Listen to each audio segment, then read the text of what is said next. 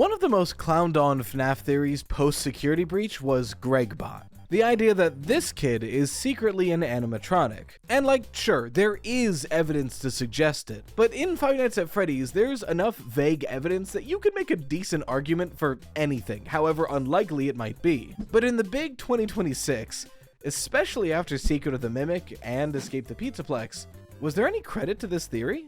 Well, kinda. Slices, put on your aprons and let's bake ourselves a theory. So why did people think that? On the surface, the idea that Gregory, this human child, was a robot is almost laughable, but there is decent evidence to support this theory. Most of it centering around the fact that Gregory's just straight up weird. He's so weird as a character. His first introduction is him forgetting his name? I'm Gregory. As far as we're aware, he's got no family history. He's been at this Pizzaplex for God knows how long. He still remains outside, and when he does actually escape the Pizzaplex, he goes to a cardboard box instead of running home. But seemingly this child who lives at the Pizzaplex and doesn't have any family can hack really good and is super smart. Not to mention whenever Vanny gets too close to us, his eyes do this weird CRT filter flicker. Just as a character, he's strange, and other people react strange to him. Glamrock Freddy, after knowing this kid for 5 minutes, says, "You are broken," and brings him to a medical bay thing. That's a weird thing to say to a human being. And if he is a robot, we have evidence to suggest how that would make sense. The idea that Vanny was looking up realistic human masks, and the fact that there's a silo that seems to be dedicated to a robot learning how to act like a child. There is a lot of evidence for this theory. As far as what the theory actually specifically was, there's a lot of different interpretations, but most of them center around the idea generally that Glitchtrap was trying to in some way recreate the Afton family.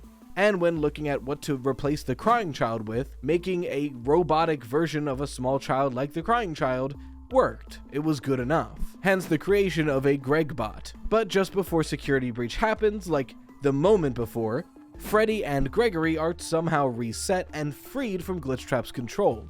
And now these two robots have to make the most sense out of what they've been dealt with. So how does Secret of the Mimic change this? Well, the wildest part of that game is its third secret ending, where theoretically, you could have reset M2 into behaving like David, the boy that M1 wanted the robot to be, Edwin Murray's late son. And it does this. It resets into a childlike size, acts like a child, walks over to the bed, kicks his feet, goes to bed. It's really cute. And this is a FNAF game directly showing us a major character robot acting like a small boy. If you throw a convincing enough skin suit onto that thing, it might be Gregory. Not to mention M2, the other major antagonist of this game, whose entire goal is specifically to make the Mimic act like a little boy again. So the entirety of Secret of the Mimic is giving credit to the idea that, well, Gregory could be a robot if it's the Mimic. But do we have any reason to believe that Gregory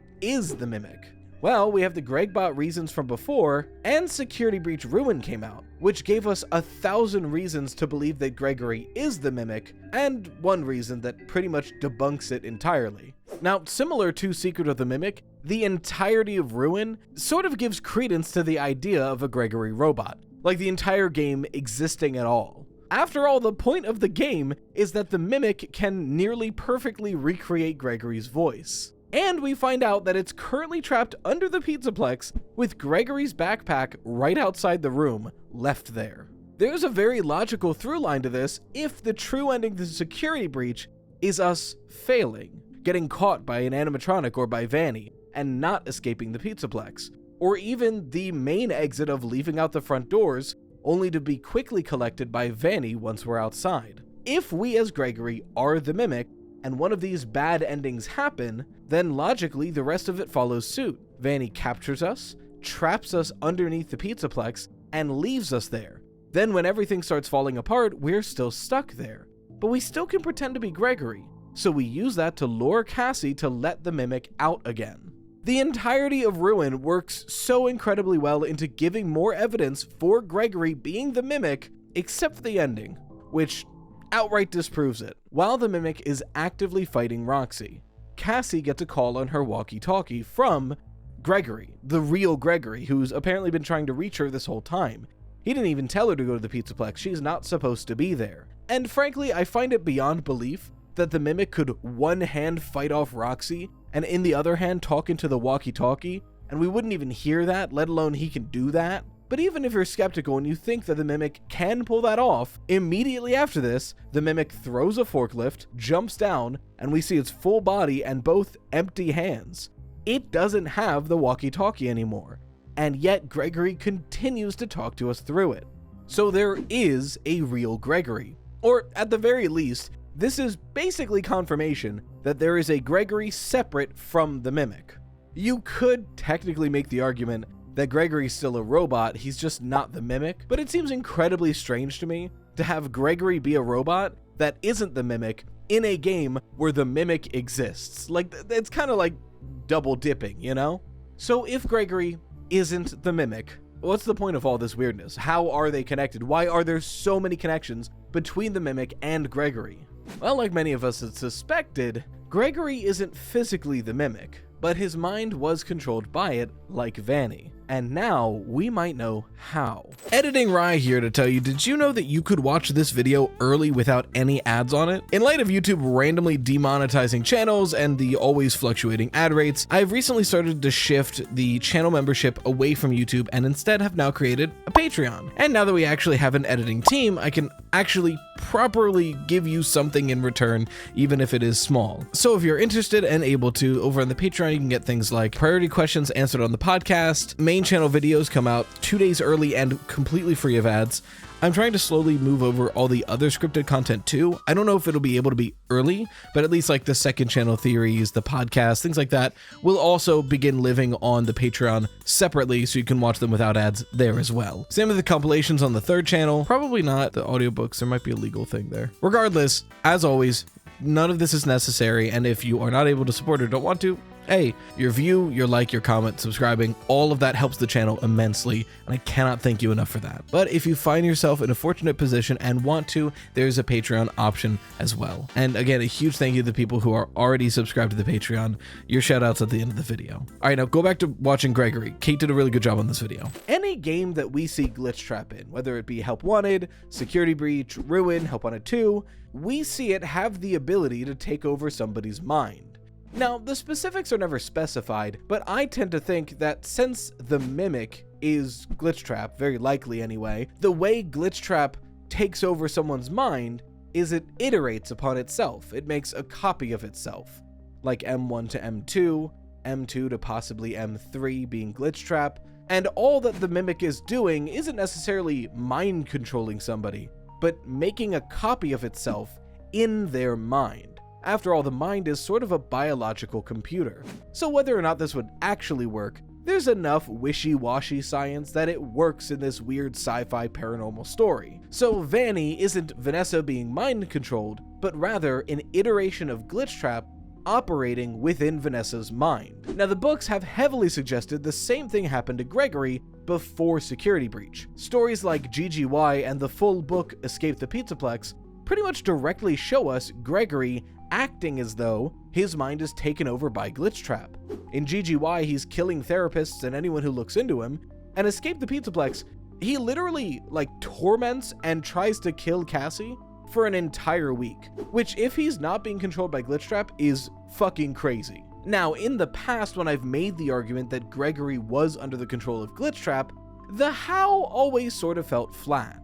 Now, in VIP, we had an AR mask that had the Mimic inside of it, so I did make the argument that maybe that's how Gregory was turned, but there was never any evidence that Gregory ever used an AR or VR mask. It was sort of just an assumption, and that's where it sat, until recently I got a theory suggestion on my Patreon.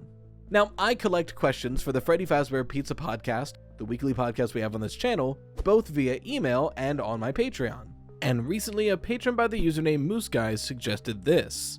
I think it would make sense if Gregory got possessed by the Mimic 1 virus the same way as Vanessa/Vanny, through glitchy tapes, but where he differs is that it wasn't cassette tapes, but VHS tapes.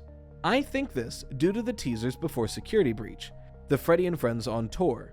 In them, we see glitches, and if you put all of them together, you see a picture of Glitch Trap. That's a huge parallel to Vanessa/Help Wanted gameplay, where you collect glitchy cassette tapes, and when you get more, the more you see Glitch Trap. Another point of minor evidence I like is Dawko's Steel Wool interview before Security Breach. When asked about the Freddy and Friends on Tour cartoons, he said that if you watch those, you're already playing Security Breach. If you look at it, you play as Gregory in Security Breach.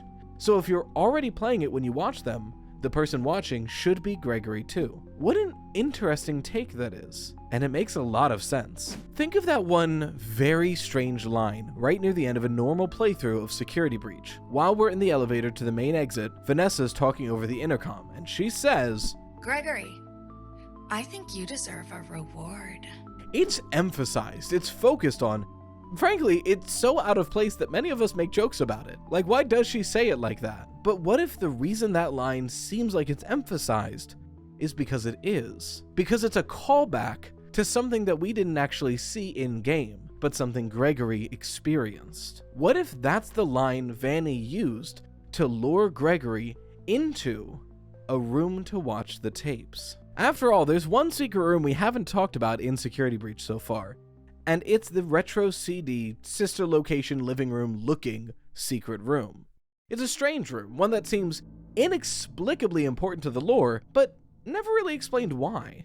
After all, there's parts of this room that do make sense. We have the retro CDs that show us more about Vanessa while she was being taken controlled by Glitchtrap, and Patient 46, which, after GGY and Escape the Pizzaplex, I think it's fair to assume that Patient 46 is Gregory. So we have the origins of these two characters, we have the strange code on the wall, and all of this is incredibly lore relevant. But up until now, many of us just assumed that the TV playing Freddy and Friends on Tour isn't lore relevant. What if it was? After all, if we were already playing the game as Gregory watching Freddy and Friends on Tour, maybe this was where it happened. Maybe this was the room where it happened, the room where it happened, the room where it happened. Not only would this make sense, but it lines up with how the Mimic, as Glitchtrap, would collect a victim. If the Mimic is truly replicating what William did, well, William was one to lead a child into a back room and then kill them. But even though Glitchtrap isn't trying to kill Gregory, the same method applies. Picture it. Glitchtrap still needs a human boy to make this plan work, and as they keep scanning the different patrons of the Pizzaplex, Gregory gets noticed. This boy who spends countless days sneaking around the Pizzaplex, playing the arcade machines, he never seems to leave, and nobody's come to check up on him. He'd be the perfect victim. If he's been here this long, who would notice if he stayed? So eventually, Vanny catches him playing an arcade machine, and approaches him. A brand new mascot suit Gregory doesn't recognize, and Vanny leans down and says, "Hey, you're really good at that. In fact, Gregory, I think you deserve a reward. You're one of our most loyal patrons and one of the best arcade players I've ever seen. You must be one of the biggest fans of Fazbear out there. How would you like to watch a rarely seen vintage cartoon? Simply follow me into this back room." Vanny then leads him to the secret sister location living room-like room and locks him in. Then he's left there in the dark, only able to watch the Freddy and Friends on Tour show, his mind slowly being taken over by Glitchtrap. It all makes perfect sense, and it leaves our three different likely victims of Glitchtrap's mind control, all with slightly different versions. Vanessa was captured using the cassette tapes, Gregory was captured using the VHS tapes, and Cassie was captured using the AR Vanny mask. So that's where I think Gregbot stands nowadays. I don't think Gregory was ever literally a robot or the Mimic, but I do think the Mimic iterated itself inside of his mind, much like Vanessa. And the idea that he did it through these VHS tapes makes a lot of sense. But let me know if I've gone absolutely crazy in the comments below. Theories like this are always, they hurt my brain. In the meantime, if you want to know another video that came from one of these Patreon suggestions, the Candy Cadet video I recently made about how those stories might be about the Murrays was from a similar prompt, and you can find that right here. If you want your fan art featured on the channel, make sure to share with hashtag ToastArt, and a huge thank you to our generous patrons who helped me keep this channel going amid fluctuating ad rates on YouTube, and a special shout out to our breadwinners, Aiden S., Marks, Sam Pinnell, and Madison Esmond. And until next time, as always, stay toasty, slices.